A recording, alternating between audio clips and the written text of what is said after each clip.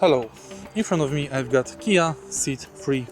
In this video I'll tell you about hidden features and best equipment of this car. Hidden features include auto folding mirrors,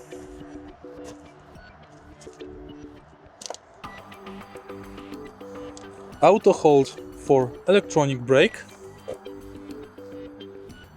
customizable welcome sound. Best equipment includes LED headlights, touchscreen with Android Auto, Apple CarPlay,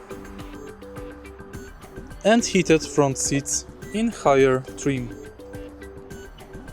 If you find this video helpful, please leave like, comment and subscribe.